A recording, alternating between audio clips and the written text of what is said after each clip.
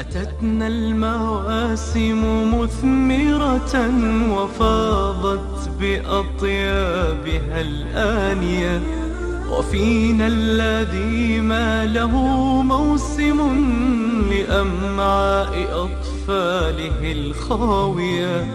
تطيب القناعة في يده ولا تنحني نفسه السامية.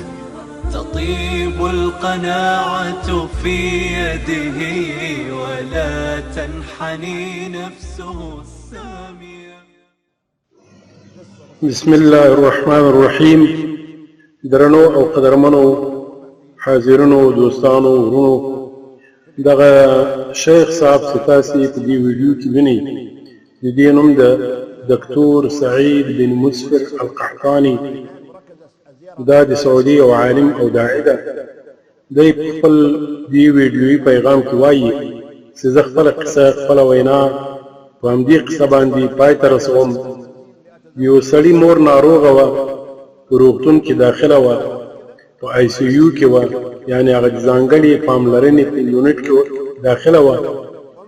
نو لکه تاسو ته معلومه ده چې په دې هسپتال یا د روغتون په دې څانګه کې د ملاقات کوونکو نیټه صرف یوه ګنټه وي او نور هلته له رنځور سره څوک نه پرېږدي. په دې وجه باندې دا سړی خپل کور ته تللی و او وایي چې زه د دوبي په سخته ګرمي کې له کوره را روان وم، په موټر کې مې پټرول را ختم شو، پټرول پمپ ته ور وګرځېدلم تر څو پټرول واچوم.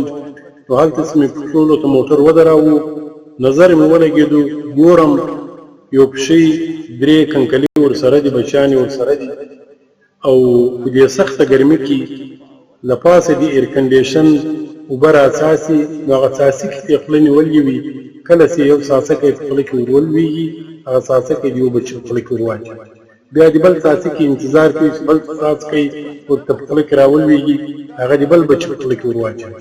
په همدې شکل باندې دا خپل ماشومان اوبول په دې سخته ګرمي کې.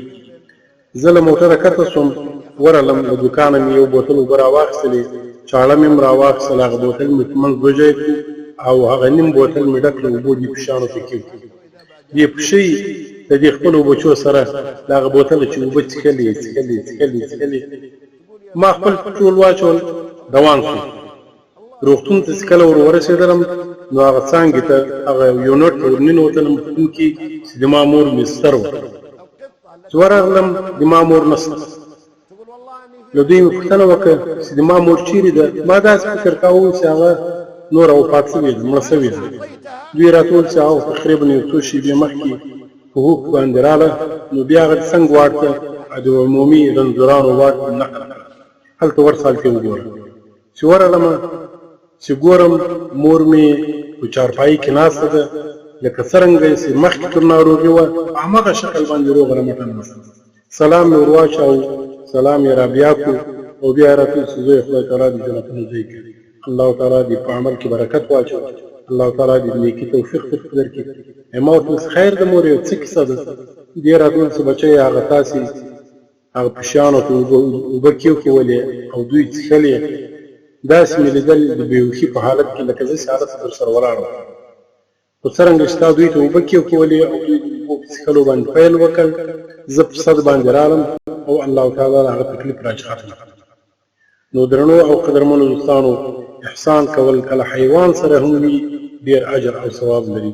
صدقه او خیرات د ناروغیو د بلاو مخنیوی کوي. حضرت ابو امامه الباهلي رضی الله تعالی عنه روایت کوي چې رسول الله صلی الله علیه وسلم وفرمایل: داووا مرضاکم بالصدقه، تاسې د خپلو ناروغانو علاج خیرات او صدقه باندې وکړئ.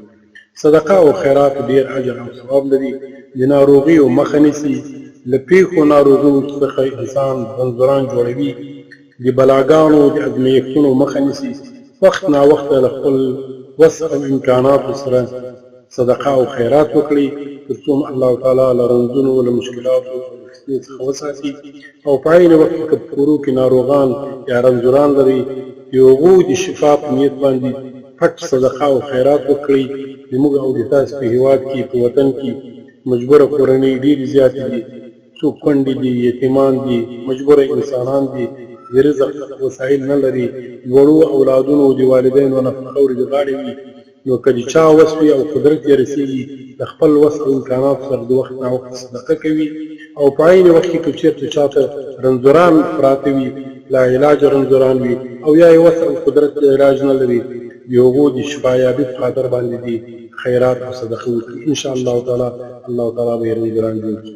والسلام علیکم ورحمة الله وبرکاته. د تاسو ورور محمد عبدالرحمن قدوسي. څومره چې کولی شي دا ویډیو زیاته نشر کړي، په دې کې هم د تاسې اجر او ثواب ده، او هم چې څوک مجبوره وي او یا مثلا رنځوران لري یا نور مشکلات لري، تر څو دا ویډیو ورته ورسېږي او د صدقه او خیرات په وجه باندې د خپلو رنځونو د خپلو مشکلاتو څخه د خلاصون ذریعه پیدا کړي. أتتنا المواسم مثمرة وفاضت بأطيابها الآنية، وفينا الذي ما له موسم لأمعاء أطفاله الخاوية.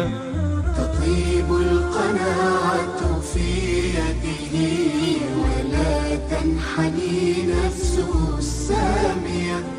تطيب القناعة في يده ولا تنحني نفسه السامية.